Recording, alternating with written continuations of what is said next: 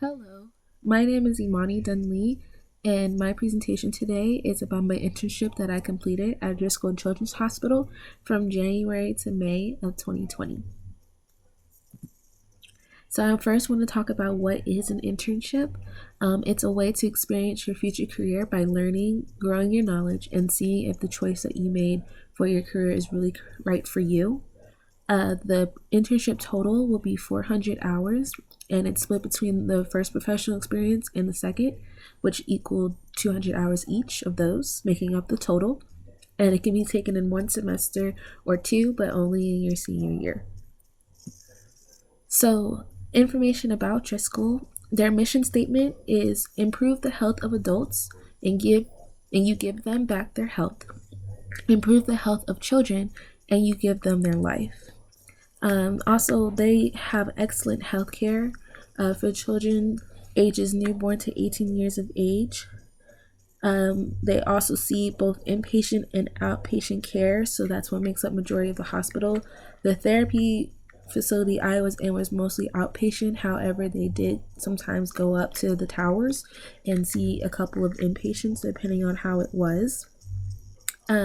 They also have 5 separate programs, and a few of those are the adaptive equipment, assistive technology, cochlear implant program, sports medicine rehab, and pelvic floor rehab. And then also their staff was mixed between physical therapists, physical therapy assistants, occupational therapists, and speech pathologists. Why I really chose it?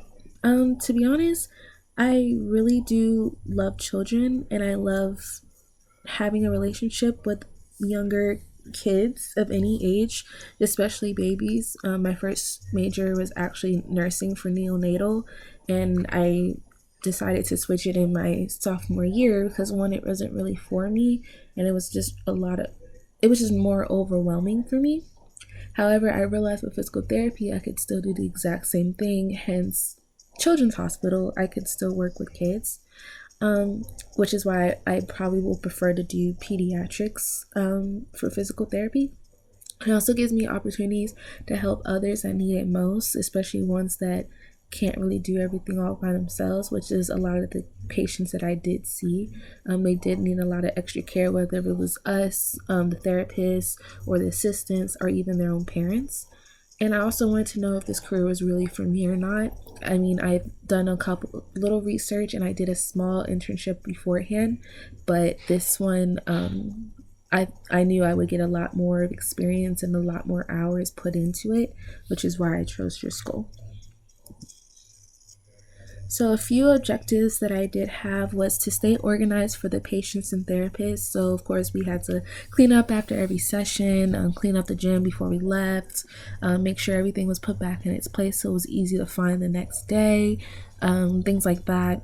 Also, making sure that I'm introducing myself to each patient, especially if it's a reoccurring patient, yes, after a while we don't have to, but every time there's a new patient or especially a parent that hasn't seen me in a while, I always need to reintroduce myself and make sure I ask if it's okay to observe beforehand.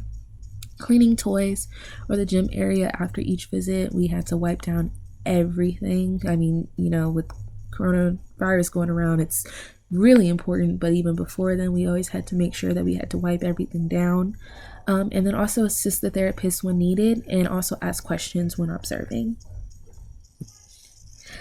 So I want to talk a little bit about my best experience. This little girl here was like one of the best things I ever experienced in my life. She was such a sweet, super young girl. I saw her every Monday whenever I could, except for the last couple weeks when I was there because either she was sick or I was sick. And then COVID-19 happened. I never even got a chance to say goodbye to her. But she called me her big sister. It was just more of a touching moment with her. And every time she walked in, it just felt like a happier day. She would always greet me with a hug whenever she could, and I always loved to take pictures. I'm pretty sure her mom has like at least 5 to 10 pictures of me at this point since that's how many pictures we ever took together, but I never got one except for this one here on the right.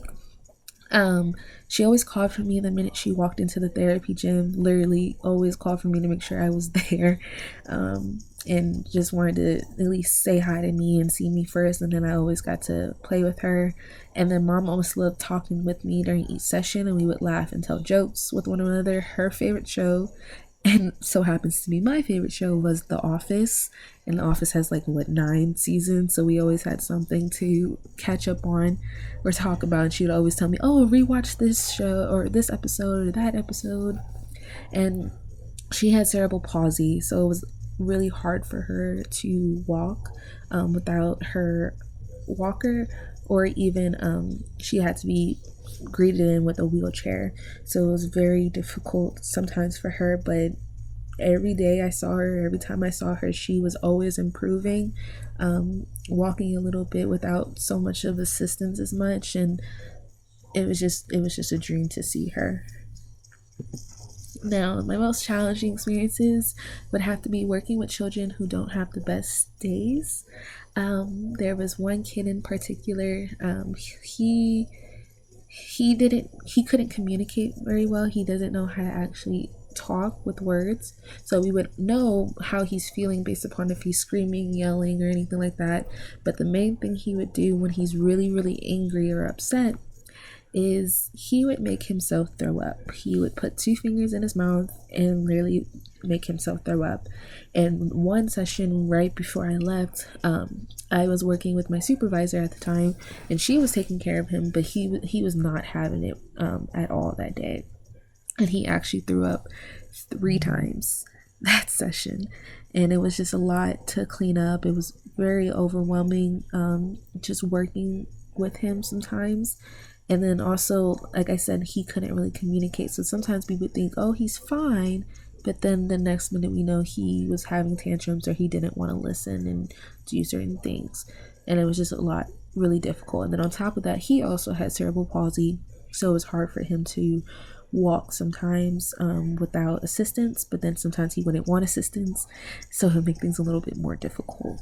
So I would say that is a challenging experience, just working with kids who don't have the best days or the best sessions with a therapist. So what I would do differently, the only thing I would do differently is not do my internship during a pandemic, or hopefully a pandemic wouldn't happen, because honestly it was the best experience I really had. I adored every patient I saw. That whole experience, those whole 200 plus hours, every patient I saw, I adored and I loved, and I treated them like every other patient. I learned so much from all the therapists. I even have some that I'm still in touch with, so I have them for references or networking or whatever. It was really a good experience, and I loved every minute of it. I really felt like I didn't get to stay long enough, which I mean, it's nobody's fault, just this pandemic. It's nobody's fault. But I really wish I would have stayed more, experienced more, and connected with a lot more people within the hospital. I feel like it would have been a better way for me to network. And also wish that I just probably asked a little bit more questions than what I thought. I'm really of a nervous person in the beginning, so it takes a little while for me to get used to certain things and people. So I don't always open up right away. And sometimes I do have questions, but I feel like they're either, not the best of questions to ask, or, not the appropriate time. So just if I had a longer time during a pandemic that did not occur, I think it would have been a better experience for me. But the most important professional lesson I feel like is don't be afraid to do the unexpected. Like I said, I get really nervous or scared to do new things. And I feel like the outcome can always be, or not always, but sometimes be negative to me or impact me negatively. And it makes me a little scared to do certain things like asking questions.